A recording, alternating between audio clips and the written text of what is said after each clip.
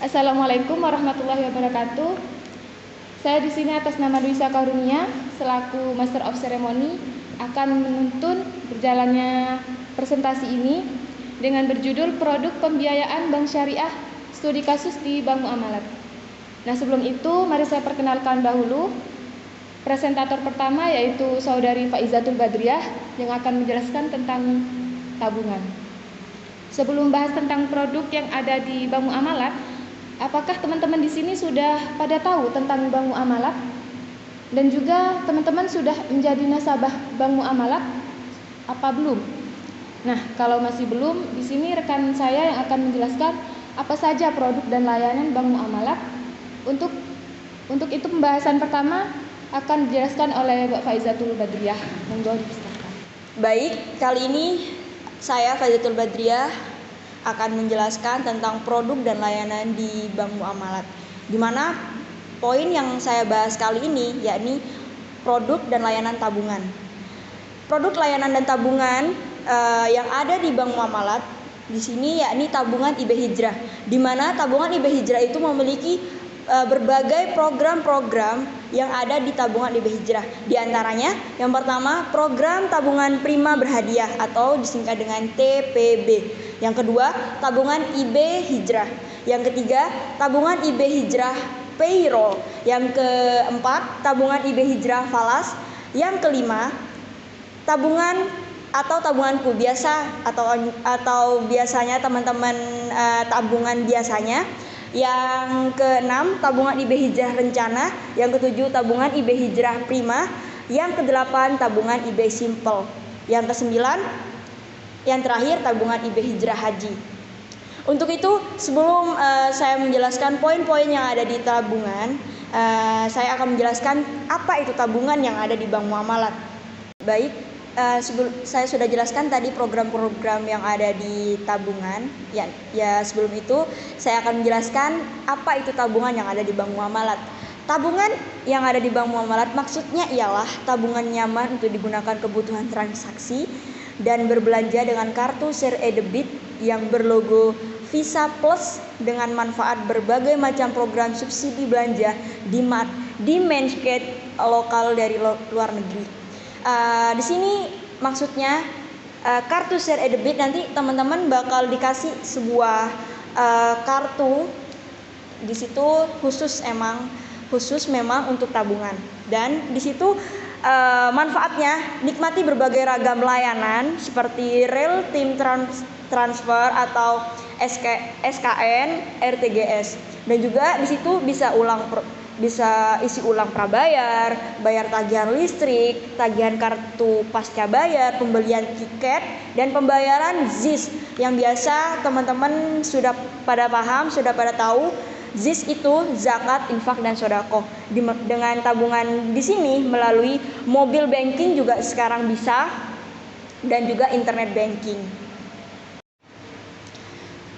Baik, tadi saya sudah menjelaskan detail produk di dalam tabungan, dan sebelumnya saya akan membahas keuntungan dari tabungan yang ada di Bank Muamalat. Keuntungan dari bank tabungan di Muamalat ini, yang pertama, bebas biaya layanan. Jadi menurut saya teman-teman tuh sangat tabungan Muamalat ini menurut saya tabungan yang enak buat teman-teman. Jadi sudah bebas biaya layanan dan juga dapat mengikuti program atau promo lainnya. Di dalam tabungan Bank Muamalat ini nanti ada program promo, diskon, dan segala halnya. Jadi menurut saya teman-teman bisa join atau bisa nabung di Bank Muamalat. Baik, selanjutnya saya akan membahas tentang syarat pembukaan untuk membuka rekening tabungan, di mana syarat pembukaannya yakni warga negara Indonesia terutama. Di sana bisa sertakan KTP, SIM, paspor yang masih berlaku, dan NPWP atau surat pernyataan NPWP nomor pajak ya teman-teman, dan surat pernyataan. Yang kedua, kalau khusus warga negara asing atau WNA itu menyertakan KITAS atau KIMS atau paspor dan surat referensi. Dan untuk setelah itu mengisi formulir pembukaan rekening dan teks registrasi untuk WNA, seperti itu. Jadi teman-teman, menurut saya syarat dan untuk membuka rekening tabungan sangat efisiensi. Jadi teman-teman, tabungan di Bank Muamalat ini recommended sekali buat teman-teman. Selanjutnya tarif yang ada di tabungan Bank Muamalat, di mana tabungan Bank Muamalat ini memiliki akad wadiah yadarmanah. Wadiah di mana itu titipan, dan juga nanti ada bagi hasil, di mana bagi hasilnya itu tanpa nisbah, dan juga ada biaya layanan. Biaya layanan ini di sini gratis, yang saya sudah jelaskan tadi, gratis ya teman-teman. Dan juga rekening pasif, dan mendapatkan rekening pasif sebesar Rp2.500. Dan juga teman-teman menyertakan setoran awal teman-teman sebesar Rp25.000 doang. Dan juga saldo minimal sebesar Rp25.000. Dan juga di situ ada pilihan kartu. Pilihan kartu di situ ada 2 macam, yakni ada GPB dan juga klasik, ihrom, prioritas. Di mana di situ pilihan kartu ini tenang aja, di situ gratis kok. Dan juga ada biaya penarikan nominal berapapun via konter teller. Maaf. Di situ ada biaya penarikan nominal berapapun via konter teller ini gratis. Jadi teman-teman gak usah khawatir, gratis. Dan juga ada biaya pengganti buku tabungan rusak atau hilang. Di situ dikenakan biaya sebesar Rp10.000, dan juga biaya penutupan rekening. Kalau teman-teman ingin ditutup rekening tabungannya, itu dikenakan tarif sebesar Rp25.000. Dan juga biaya layanan SMS notifikasi, di mana di situ nanti terdapat sebesar Rp500. Jadi menurut saya itu sangat murah sekali ya teman-teman. Dan juga ada biaya layanan email notifikasi, itu gratis. Untuk itu, dan juga ada jangkauan, gimana kalau memakai share debit reguler, di situ jangkauannya domestik. Kalau memakai share debit klasik, di situ memakai domestik dan internasional. Jadi nanti untuk lebih jelasnya teman-teman bisa join langsung, karena ini sangat dominan, recommended banget buat teman-teman.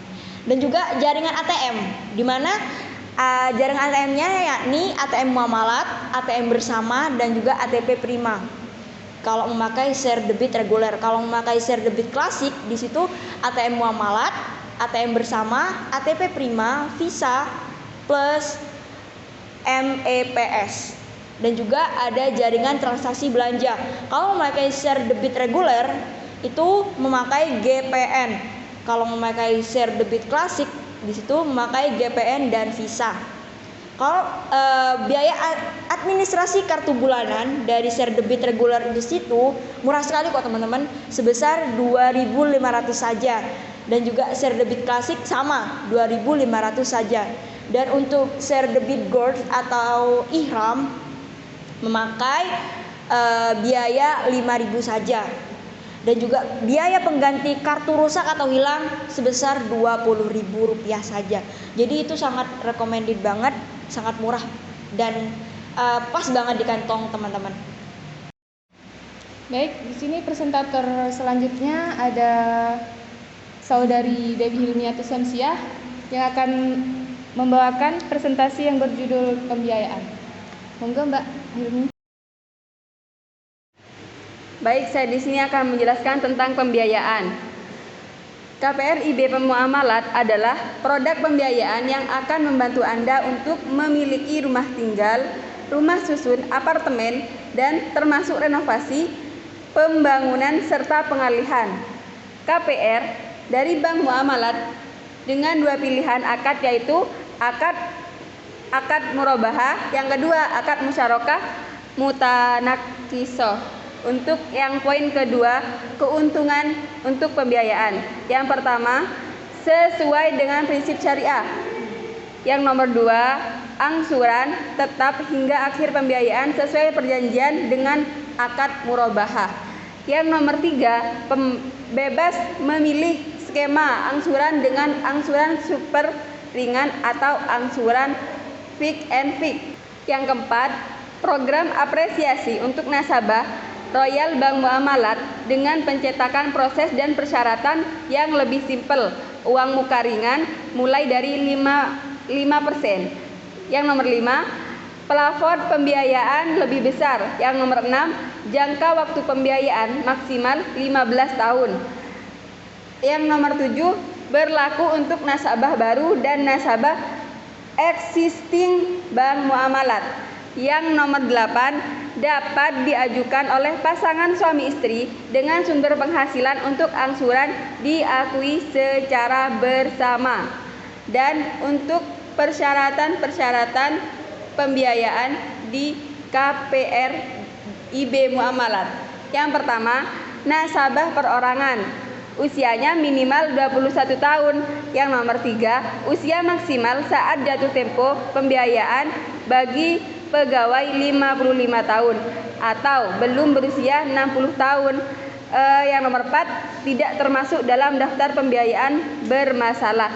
Yang nomor 5, status karyawan. Karyawan tetap minimal telah bekerja 1 tahun. Yang nomor 2, karyawan kontrak minimal telah bekerja 2 tahun. Yang nomor 3, wira swasta. Yang nomor 6, pembiayaan di cover dengan asuransi jiwa. Yang nomor 7, fasilitas angsuran secara auto debit dari tabungan muamalat. Yang nomor 8, melengkapi persyaratan administrasi pengajuan. Di dalam persyaratan administrasi ada 7. Yang pertama, formulir permohonan pembiayaan untuk individu. Yang nomor 2, fotokopi KTP, KK, surat nikah apabila sudah menikah. Yang nomor 3, fotokopi NPWP. Yang nomor 4, asli slip gaji dan surat keterangan kerja untuk pegawai atau karyawan.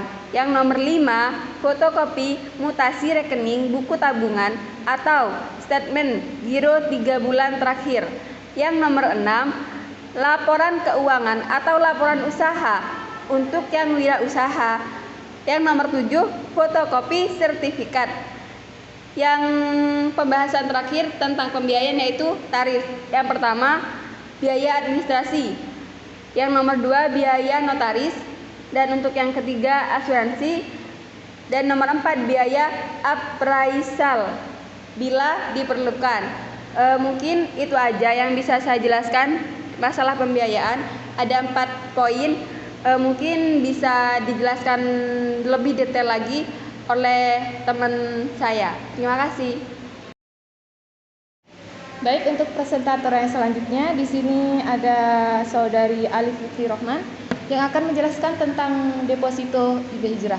Monggo, Mas.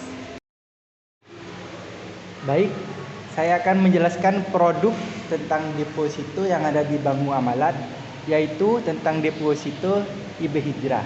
Untuk detail produknya yaitu di deposito syariah dalam mata uang rupiah dan US dollar yang fleksibel dan memberikan hasil investasi yang optimal bagi Anda. Seperti itu. Untuk keuntungannya, yang pertama, menguntungkan, dapat bagi hasil yang optimal. Untuk yang kedua, ketenangan hati. Jadi dana investasi Anda itu dikelola secara syariah dan dapat memberikan ketenangan batin untuk Anda. Untuk yang ketiga, itu fleksibel.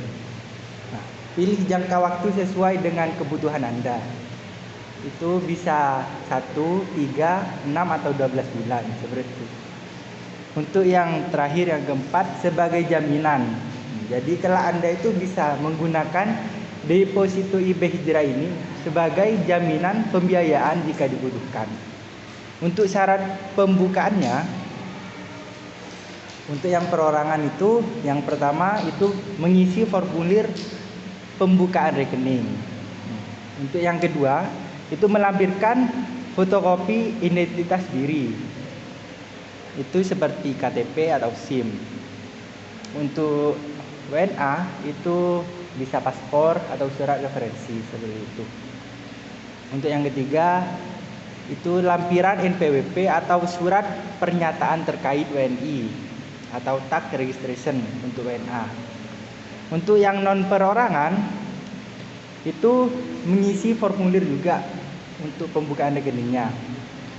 Untuk yang kedua itu melampirkan berkas seperti NPWP, akte pendirian perusahaan, dan izin usaha yaitu TDP dan SIUP bagi badan usaha. Untuk yang terakhir yaitu bukti identitas penerima dan pemberi kuasa. Untuk tarif pembuatan rekeningnya itu harus ada saldo minimal yaitu 5 juta seperti itu atau 1000 US dollar. Mungkin gitu saja untuk produk deposito yang ada di Bank Muamalat yaitu deposito IB Hijrah seperti itu. Baik, saya kembalikan ke Alhamdulillah teman-teman, di sini sudah tidak terasa sudah berada di materi yang terakhir. Sekian pembahasan presentasi dari presentator kali ini. Saya selaku Master of Ceremony meminta maaf apabila ada kata yang salah dari awal hingga akhir. Wassalamualaikum warahmatullahi wabarakatuh.